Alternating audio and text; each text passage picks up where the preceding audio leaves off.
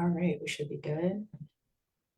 All right, I think we're ready. So today our guest coach is the owner of Be Cool, Live Balanced, a fitness coaching business dedicated to helping career-driven women get strong, lose 10 plus pounds, and do it without giving up their social lives.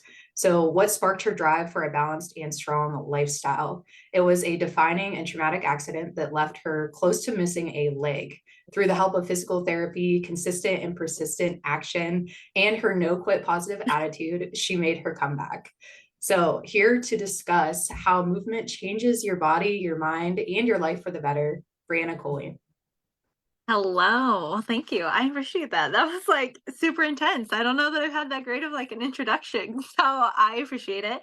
And thank you for having me on. But yes, like Ariel talked about, I have been a health and fitness coach for about 5 years now, 5 or 6 years.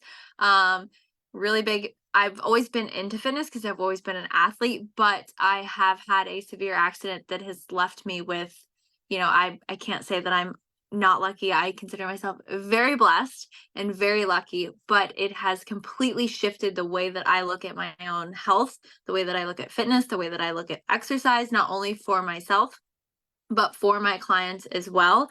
I used to drill my body into the ground like nonstop, 6, 7 days a week. And I thought that was the only way that you could build like a healthy lifestyle or get the physique that you wanted. And I was obviously completely wrong. It didn't click for me until I had pretty much those things taken away from me, right? Everything that I knew, every idea that I had as to what was healthy, what was going to get me fit, I couldn't do those things anymore. So I had to make a shift. I had to make a change. And a lot of people will be like, "Oh, I'm so sorry that happened to you." And I'm like, I honestly would get hit again. I would get hit by a truck again and I would go through it again because I would not be here where I am today. I don't believe that I would be this strong or this fit or this healthy had I not gone through what I've been through. Right. I believe that things happen for us, not to us. And a lot of that is because of that. So I am going to talk about specifically movement, exercise, why it's important. And there are a ton of different reasons, right? So I'm going to break it down. I'm going to talk specifically first on strength training because strength training and exercise, I feel like a lot of us are here because we have specific goals, right? We have physique goals, we have weight loss goals, we have all of that stuff. But why does this specifically matter? Okay. We know there are a number of health benefits when it comes to strength training, when it comes to exercise, right? Your heart health, okay? Your prevention of diseases, your bone development, right? So by making sure that we are putting on muscle mass to help protect the bones as we get older, reducing our risk of osteoporosis, bone density, all of that stuff. Also managing our weight because we know that exercise obviously helps us manage weight. I'll dig a little bit deeper into that in just a second. Okay. Enhancing your quality of life because without muscle, you're not going to be moving well. Okay. Without mobility, you're not going to be moving well. Right. It's going to protect your joints from injury. Right. You're building muscle to contribute to better balance, better coordination. Right. Getting in and out of the car, picking up a box off the ground. All of that takes muscle. Right. In order to do it properly without hurting our back or hurting our hips, things like that. It also is important for your brain function, right? Sharpening your thinking skills, getting that blood flowing, um, all of that stuff. You've got your chronic conditions like heart disease, depression, back pain, obesity, all of those things that are going to be decreased with strength training and exercise naturally. Okay. Also, increase muscle mass. So, this is where I kind of talk about weight management, right? So we know that in order to build muscle, we have to or in order to build muscle, we have to strength train, right? We have to push the muscle. We have to tear the muscle fiber. We have to repair the muscle fibers. That is how you grow muscle. Okay. But how does that pertain to anything that has to do with your health, fitness, and your weight? Well, the more muscle you have on the body, the faster your metabolism is going to be working. We could dive into the deep science of that. Ariel and I could both do that for days, I'm sure. But that's the boring part, right? You want to know, okay, how can I get more muscle and why do I need more muscle? Because that is going to be what keeps your body working at a higher rate, right? You're going to be burning more calories at rest, right? Strength training, also exercise, it boosts your mood, right? Movement, exercise, blood flow, all of those things get your endorphins going, which are your happy hormones, right? You're going to be feeling so much better. I'm sure most of us have walked into the gym and been like, oh, I really don't want to do this today. I'm dreading this. And then you leave feeling like, wow, I feel great. Like I'm excited. I'm ready to take on the day. I don't know about you guys, but I feel like a whole new person after my workout. Like super annoying to my clients because I work out before I train them in person, and they're like, you are the most annoying person at 8 a.m. I'm like, it's fine. It's because I'm happy. I'm excited. I love to see you guys, but also I've done my own workout. My endorphins are going. I'm excited for the day. And it's just enhancing your overall ability to perform everyday activities, right? Like mowing the grass, picking up boxes, cleaning, bending over to clean, to, pick up your kids to get up and down off the floor with your children or your grandchildren. Okay. Now, I already dove into why this pertains more so to your health and fitness, your goals specifically, and understanding that, the more muscle we have on the body, the more fat the body is going to be burning. And most of us, as not everyone, but most of us have some sort of physique goal or some sort of body composition that we want to achieve. And that's totally okay. I believe that in loving our bodies as we are, right? But I also believe that having those goals is totally okay. And in order to get that more tone, that sexy feel, that physique, that look, you have to have muscle. Okay. Because even if we are losing weight, even if we are losing fat, if we don't have muscle underneath of that, what is going to show? Nothing, right? Like it's just going to be skin, it's going to be bones, or it's going to be less fat. Like you're not getting that nice physique and toned look, that everybody, we love that word, right? That you're wanting. Okay. And it's just going to help speed up your metabolism. Okay. Keeping the body going, keeping it working. So the second part is the daily movement. And this one is something that is very underrated. It's not my favorite that I'm going to talk about today. Yes, don't get me wrong. I love lifting heavy. If anybody ever follows me on Instagram, you'll see I love to lift heavy. That is my thing. I'm just obsessed with it. Right. But I also believe in moving the body. Okay. For not only your fitness goals, but also for your overall health, for injuries, for sustainability, for the rest of your life, and preventing future injuries. Okay. And this is an area that a lot of people will skip over because they're like, oh, well, if I do cardio, like that's going to get me there faster. Right. It's less time. I can go for like a 20 or 30-minute cardio interval or session, and then I don't have to do anything the rest of the day. I would completely argue against that. Okay. You're going to see so much more benefit from that daily activity. So a lot of times when we talk about that daily activity, we talk about that non-exercise activity thermogenesis. Okay. That NEAT. And this is the energy that is expended, that is put out for everything that we do that does not include eating, sleeping, exercise. So it could be walking, it could be cleaning your house, it could be riding your bike, all of those things. Really anything that you are doing that is a normal everyday activity, or that you're just doing leisurely, right? If you like to go for a bike ride, I'm not talking about you getting on your Peloton and hitting a 30-minute intense cycling session. That's not quite what we're talking about here. Okay. We're talking about that. I call it conversation-based activity, right? You should be able to have a conversation doing these things. It shouldn't be something that feels intense or exhausting to you. So why does this matter? Well, first of all, there's the big fact that like your heart needs it. We are humans. Our bodies are not meant to sit on a desk all day, right? Despite that being the norm now, that's not what our body is meant to do and meant to be. Okay. Our bodies are meant to move. They're meant for us to get up and function. They're meant for us to, carry things around, to be walking on a regular basis. And your heart needs that. Okay. Your body needs that blood flow, and that activity gets the blood flowing. Okay. You're at lower risk for all of the other diseases, the chronic issues that I talked about earlier, right?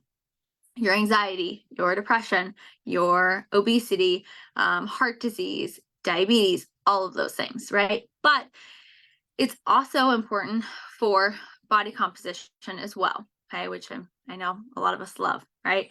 And we know that a high amount of cardio can cause, muscle tissue to not repair, right? And recover the way that we want it to or need it to.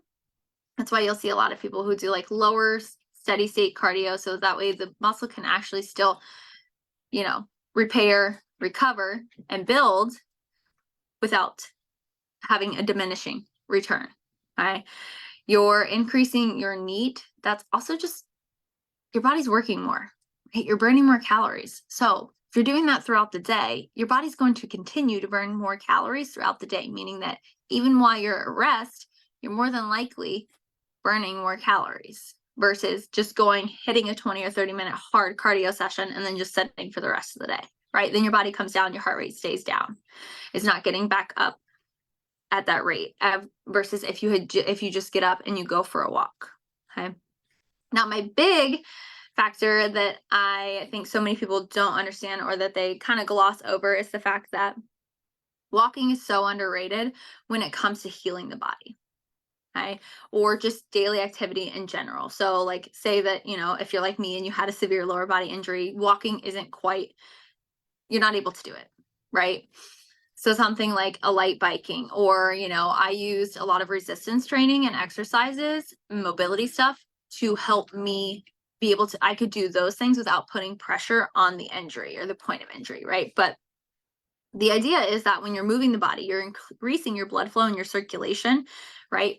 Which promotes the healing process. So with rehab exercises, that's encouraging your body to do it appropriately, right? Same with like a light cycling. I'm moving the body, but I'm also not furthering the injury. I'm not making it worse, right? That blood flow is also going to help reduce inflammation, believe it or not. Okay. And it's also going to help prevent those future complications with scar tissue, right? Because if that blood is flowing, your body is a lot less likely to form intense scar tissue, which we know that scar tissue actually can affect our mobility and recovery. I personally, for me, I still work on stretching some of that scar tissue that I have just because it does limit my ankle mobility. So like squats sometimes, depending on the angle, can be very challenging because I have that tight scar tissue there, right? And you also have scar tissue if you've ever had surgery, like it's on the inside of your body as well, right? It's not just what you can see on the surface. So that's going to limit your mobility as well. Okay. The more limitation you have on your mobility, the more you're likely to compensate in another area of your body. Okay. And end up with like a whole list of other issues. For me, I went back to physical therapy 3 years ago, okay, for back pain. And it had absolutely, and I knew based on my education that it probably had absolutely nothing to do with my back, but I had no idea what was going on, right? I knew what my previous injuries were and what it could potentially be. My pelvis and ribs aren't aligned. Would I had ever guessed that? No. But I had a lot of compensation from these issues that hadn't quite been worked out yet. Now, granted, sometimes they're more severe and it takes longer than other times, but we also don't know what we don't know at the same time.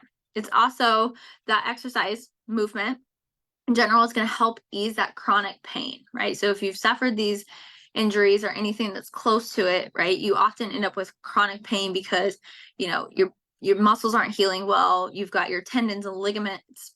They can become debilitating, right? How tight they are. They just don't move the way that your body needs them to move. Okay. And over time, you might develop posture issues. I had a severe limp after my first surgery. And that causes a lot of other pain in other parts of the body, right? I probably should have been doing a little bit more physical therapy. I probably shouldn't have stopped when they said, okay, you're good to go, right? I should have known that in order, yes, I'm good to walk. I can walk again. I can't walk great, but I should have known, okay, I know that this isn't the only thing that I want to do with my life, right? I want to be able to go up and down stairs without pain or discomfort. So what can I do to get me to that point? Okay. And it's actually even good for healing wounds. So once again, that blood flow, movement, okay, getting that blood flowing, but it's also going to push oxygen to those wounds and help the healing process. So I'm talking like cut wounds, surgery wounds, things like that. One of the things my surgeon had told me was, if you move your body on a regular basis, like don't push yourself, clearly, because you can't sweat a whole lot when you have these severe wounds. But if you're pushing your body, it's going to help promote that oxygen flow to the wounds. You're more likely to heal them a lot quicker, right? I don't know if you've ever noticed or you've ever seen someone who's had a procedure or, had a severe wound and they don't move like at all. It takes their body longer to actually close that wound than someone who, does a little bit of movement, even if it's just getting up and walking for a few minutes every day, right? That sitting is, causing the body to slow the process, right? It's also just important when preventing future injuries, right? Because the more that you are walking or the more that you're moving, the more that you are building natural movements for your body, the way that your body is moving at an optimal place or optimal rate, right? Building muscle, you're improving your coordination, you're improving your balance, all of those things, right? Which are going to help you in the future. Say you get thrown off balance, right? And you fall, okay? Making sure that your body, okay, you're a lot less likely to actually come out with an injury, right? Because maybe you can catch yourself properly. Maybe you've got strong enough bones that, they don't break versus someone who doesn't do anything, right? Because of course we know bone density is a huge factor, okay? The other component is mobility, okay? And this is the one where I love it, okay? It's a love-hate relationship though, because it's one of those things where it's like, okay, this is not the most exciting thing in the world, but here we are. And it's not used enough, right? It is not the same as stretching, okay? Your mobility is what we refer to as your body's ability, right? To move a joint or a series of joints, whatever, if you're moving multiple joints at one time, through a full, pain-free range of motion, okay? And it's important in everyday activities. For you to get your shirt on and off every single day, you have to have mobility within your shoulders. If you want to get off the toilet when you are 85, you have to have mobility in your hips. You have to have mobility in your knees, your ankles, all of that, okay? Those things are necessary. In improving your mobility often involves exercises and stretches that target these specific areas, right? Like your hips, your knees, your shoulders, all of that. The most common ones that we see are hips and shoulders, just because nobody really pays attention to those, right? So we know less mobility means less range of motion, which means more pain, right? Lack of muscle fibers firing, right? If you're not working through, like imagine a squat. If you're not able to get to a full range of motion of squat, you're not going to be hitting all the muscle fibers that you would be if you're hitting a full range of motion, okay? So you're not getting near the same bang for your buck, which means less neurons firing, less muscle being put on the body, less work the metabolism's doing, right? And ultimately leading to less fat loss, because that's how mobility is going to affect us. We think, okay, I can stand in front of the mirror and do bicep curls all day and that'll give me a great physique. But essentially, no, if you can't move your body through basic exercises at a full range of motion, you're missing out on so many other health benefits, okay? And also mobility is going to help you when it comes to, actually bringing cortisol levels down, right? So imagine it kind of like a lot of people use yoga as like their mobility, right? So getting those cortisol levels down, okay? And I could dive in. I actually have a resource for you guys as well that kind of dives into those a little bit more in depth, and understanding that, but also knowing, of course, injury prevention is another huge one when it comes to mobility, okay? Because poor mobility is going to lead to compensations in movement patterns, okay? Which is going to increase your risk for injury. You're also just going to experience more pain. Like imagine walking with a limp. Do we really think that like our hips are not going to have pain or discomfort in the next 5 or 6 years? Okay. So overall mobility is going to help you in all those different areas. Now, same thing. It's another tool that you can use when it comes to healing from an injury, right? Because you're moving the body in a way that it's able to move or should be able to move, right? Or improving. You're just increasing your blood flow, right? Increasing your circulation. It's enhancing the blood flow and oxygen to those areas, to those sources of pain, to the sources of injury. You're also reducing your stiffness. And this is one of those things where, maintaining or just improving your mobility prevents stiffness around an injury, allowing your body to actually heal So that way when you come back as well, you're able to move without other issues. Okay. You're able to move through a full range of motion. Okay. It's just like digging a hole, right? So say that we get injured, we don't do anything. You're digging yourself a hole that you become further and further down in to get out of. If we're able to at least do some sort of mobility, either one, we're not in that hole at all and we are in a great spot coming out of the injury, or we're not near as far deep down versus just doing absolutely nothing. Okay. And it's just going to help your body support the body's natural healing process, right? uh, helping you form new tissue when we're healing from wounds or when we've got scars, things like that, preventing your secondary issues. And there's a lot of like psychological benefits just from moving the body through those ranges of motions. Just, I'm sure you guys have probably everybody's done yoga and you experience that little bit of like high endorphins, stuff like that, just from generally moving the body overall. Okay. Now, one of the biggest factors that I want to touch on today is the fact that how does this really all matter when it comes to releasing trauma from the body? Because no matter what, at the end of the day, and I think this is something that has become a lot more popular and prevalent and recognized in 2024 and over the last few years, is that really everything we go through presents itself as trauma in the body, right? Whether it's something that's emotional or it's something that's physical. Okay. I still am trying to release trauma from the body that has happened from 7 years ago when I had my accident, right? I have emotional things that I am, that have created trauma within the body because stress creates a trauma response. Okay. And in order to get that out of the body, we have to work through it. Okay. When you experience trauma, we know whether it's emotional, physical, or psychological, it can react in ways that affect not only our like mental health, but also our weight, right? Like your stress hormones, your stress levels. That trauma, it triggers the release of stress hormones, your cortisol, right? Which increase your appetite, which lead to overeating. And more specifically, those high calorie comfort foods, right? Like high fats, high sugars. And it makes it super challenging for us to stick to a general well balanced meal or diet overall, right?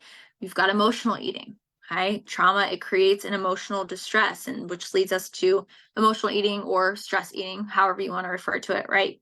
As a way to cope with those feelings rather than addressing them, right? We want to just kind of sweep them under the rug, ignore them. We'll deal with them later because that means they don't exist, right? But a lot of times the way that you're doing that is you're using food to do that for you, right? I've been there, I've done it, right? There's also metabolic changes because chronic stress from trauma, that's going to affect your metabolism, right? Your body, when when it's under those high levels of stress for so long, you're never leaving that fight response, right? Your fight or flight. So your body has to do what it can do to maintain a homeostasis, and that becomes kind of almost like a new normal, right? Your body is never really able to slow down. It's never able to come down off of those things. Okay. And it's just going to slow the body down. It's going to slow its responses. It's going to do everything that it can. And a lot of times when it's cortisol, what happens is that your body holds on and stores that fat as a safety. Okay. And when that happens, a lot of times with stress, it becomes more and more prevalent that it occurs in the abdominal area. Okay. And then a lot of times you're more at risk, right? When the fat is closer to the heart, those fat cells are closer to the heart, becomes more of a risk for heart disease, for stroke, for heart attack, all that stuff. It's also just, it's going to affect your energy levels, right? Your motivation, the everyday, like life, the way that you look at things, the way you experience life, your self-image, your self-care. It's going to affect how you see yourself, your worth, right? Your value, your self-esteem. So making yourself a priority, oh my gosh, and actually taking care of yourself is going to help shift those, right? Even if we're working through trauma, showing up and taking care of yourself is one of those steps in proving to yourself that you are worthy, right? That you believe in yourself, that you have self-worth. Okay. So making sure that we're just addressing that trauma and not allowing ourselves to suppress it. And a lot of that is done through different exercise. I mean, just exercise and nutrition in general, but a lot of like the trauma that we have to release is specifically from injury has to come through physical therapy. It has to come through mobility. It has to come through strengthening the body. It also has to come from recovering as well. But I'm not saying that laying around doing absolutely nothing is the only way to process that, right? But it's something that we don't want to continue to sweep under the rug. It's something we want to address because the only way to the other side is to go through, right? And that is just something that we have to work our way through. So, yeah, that's all that I have. So, what questions, things like that? I guess. Thank you so much, Bree. So I really love this because I have been talking to my team and just everyone on Instagram, over on my Facebook, about how these movements really do move the negative blocks that we have within our body, the trauma, the things that we've gone through. And a lot of the times what will happen is, and I've seen it within myself, we tend to not move. We try to think it away. We try to internalize everything. And what that does is, like you were talking about, it creates this tightness. You feel it in different parts of your body.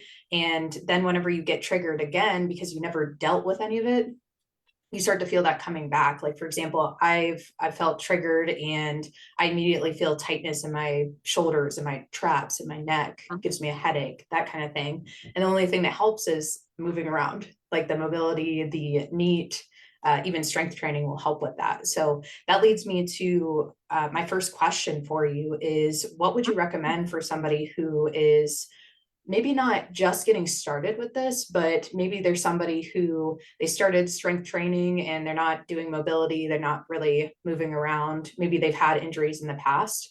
What would you recommend for somebody like that to start adding in some non-exercise activity, thermogenesis type things, some mobility? What would that look like? Yeah. So one of the first things that I would recommend, I think it's always hard to tell because it's usually like, okay, what's your capacity? Right? Like what is your capacity to take on? Because I have two things that I would want to start implementing right away. And one of those would be mobility. And so I work with a doctor of physical therapy and he actually prescribes daily mobility for all of my clients. Um, so which is amazing. And we use that as like a warm up, right? So if you're able to get in the gym, you're able to exercise, you're able to strength train, you should be warming up essentially anyways, right? But you can also tailor that warm up to be more specific, right? You can use those tools like mobility because a lot of people are just going in, one, they're either hitting the treadmill or, piece of cardio equipment, not actually like activating the proper muscles, or two, they're yeah, they're not warming up at all and they're just static stretching, right? And you you're using time still either way. So take that same time and make it the mobility, right? If you feel like, okay, I can start implementing more, great, right? I have a little bit more time. Great. Jump on the treadmill after, like do some walking, whatever it may be that, maybe you enjoy that. Maybe you like getting the heart rate up. The second part is obviously just moving the body, right? And for someone, obviously it depends on what they can take in and what they can handle or what their capacity looks like, what their lifestyle looks like. But I would recommend just literally moving when you can, right? Like if you can park in the furthest parking spot at the grocery store, like doing that, just getting simple rather than parking all the way at the front, getting more steps whenever you can, standing when you're working, getting up every 2 hours to an hour and walking for 5 to 10 minutes, getting outside for 10 minutes, right? Obviously, if you have more time, you can add more of that in, but those are two things that, like, walking is just one of those simple exercises that all of us sit and scroll on our phone. All of us, not all of us, but like most of us watch Netflix at the end of the day, right? And we have 10 minutes to spare. It's just a matter of making it fit and making it work. And, for a long time, I literally walked around my living room or I'd get on the treadmill and I'd watch Netflix on my computer if I really, really, or on my phone if I really, really wanted to watch Netflix, right? Like most of us are scrolling on our email on our phone. Get outside. Like go outside for 10, 15 minutes. If you really desperately have to and can't step away from work, use your phone, right? And just walk on the sidewalks. Take 10, 15 minutes, just getting that body moving. And if it's something like if you have an injury where you can't walk, a nice little stationary bike, right? Like something like that. I had to use the bike for way too long. I absolutely hate the bike, but it's fine. It worked. Yeah, no, I love that. So mobility, just start small, moving around. And next, I wanted to ask you, what, how often do you recommend somebody strength training? So let's think somebody who hasn't really gotten into strength training, maybe they are just starting out. How many times would you recommend somebody go to the gym or even do like a home workout or something? Yeah, so if it's really someone who isn't like who is not into strength training, usually I only recommend 2 to 3 days. Most of my clients, honestly, when I bring them into the program, if they're brand new, will only start with 2 days, right? And most of them like, well, I want to start with three. That's great. Their life will end up kind of happening and they will feel overwhelmed those first couple weeks. So I'd rather start smaller, build momentum, right? Because how do we feel when we check things off our list? If we have 2 workouts, we manage to hit both of those, we check them off our list, we're going to be more motivated. We're going to be building momentum. We're going to be building confidence and trust in ourselves, right? So then when we add that third, we feel good about it. We feel ready to go. Like I've already hit 2. I know I can add 1 more versus going from 0 to 3. But for most people, right, that's more than what you're already doing. So you can see results with that. But most people, I would recommend if you need to, just start with 2. If you can start with 3, great. But that's usually right about where I start most of my clients. Yeah, I love that. And it gives you the flexibility too to be like, okay, like if I need to go back to 2, or like you said, if Mhm. life happens, like it's not that big of a deal. You're gonna be fine, you're gonna keep going with it. I love Yeah. that. What would you say is the time frame for somebody who is starting mobility Mhm. before they start to see results from that? I think it always depends on what exactly the results are looking like, right? I have had clients who come to me within 2 weeks and they're like, I can touch my toes. Or I bent over the other day and I picked up my son and like I didn't have any pain or discomfort. Or I don't feel like I have a pinched nerve anymore. Like I think the fastest that I've ever seen is like a week. And then there's other people who, you know, they have torn meniscus or something, right? Like something that's more severe, which you can live with, but it is going to take time to work with that. But I would say on average, for most people that I've worked with, for them to really start seeing results from it, just 2 to 3 weeks. Yeah, that's awesome because you get that quick win, and just being Mhm. able to move your body on a daily basis is such a like just positive thing. I love that. Yes. Awesome. Yeah. Okay. Last question. I just want to know a little bit more about the resource that you're talking about, and also where we can find you, where we can follow you and learn more Mhm. from you. Yeah. Okay. So I have a Canva resource that I would download, and I was kind of waiting to see how questions would go. So I can add anything that I feel like I need to add. So I will send that over, and I will share that with you, so you can drop it in the Facebook group. I will also probably put a link in my story for anyone if or our clients, because I know that you recorded this as well. So I will send those over that way. It kind of goes through everything that I've kind of talked on. And then I actually have just a couple like mobility exercises there just for fun at the end, for you guys to give a try. Just a few of my favorites, ones that I literally use every single day. Not saying that you have to do mobility every single day, because if you're doing it 2 to 3 times and that's more than what you were doing before, that's amazing. That's what most of my clients do anyways. Um, and then, yeah, for Instagram, I am Brianna, my full name, period, Kuhlwein, Kuhlwein. And then I also have the business has an Instagram as well, which is at Be Cool Live Balanced, uh, as well. So, which you can find through my Instagram. I do most of all of my client stuff on my regular Instagram. I also have a podcast on Spotify, um, the Be Cool and Live Balanced podcast as well. So that's I have a lot of information, sometimes some tough love in those episodes as well. And then yeah, here on Facebook as well. Perfect. All right. I'll drop all those links in the chat, and then I'll also drop them in the description of this video so that everyone can find you. Thank you so much Yes, for thank talking to you. us, teaching us all this. I super appreciate you. Yeah, of course. I appreciate it. Have a wonderful Friday, everybody. Woo.